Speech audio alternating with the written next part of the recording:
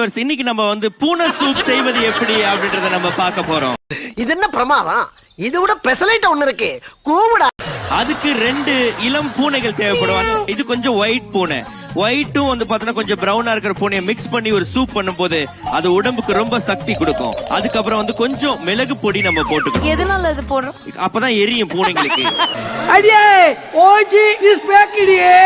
Okay, கொஞ்சம் உப்பு போட்டுக்கணும். எதனால உப்பு? சாப்பிடுறவனுக்கு சொரணை வரணும், அதுக்காக. சாமி, உன்னை பத்தி எனக்கு தெரியும். இந்த பூனைகளை உள்ள போட்டதுக்கு அப்புறம் பூனையோட ஒரு முக்கியமான பொருளை பிச்சு எடுக்கணும். என்ன சொல்ற? நீ என்ன சொல்ற? என்னடி சொல்ற? பூனையோட வாலு தொண்டையில மாட்டிக்கும். இந்த பூனைக்கு வாலே இல்ல, போன சீசன்ல அறுத்துட்டு இருக்காங்க. அப்புறம் கடைசியில இதை ஒரு 1/2 hourக்கு மூடி வச்சுட்டு பயப்பிடிச்சிட்டான். எல்லாம் டெக்னாலஜி.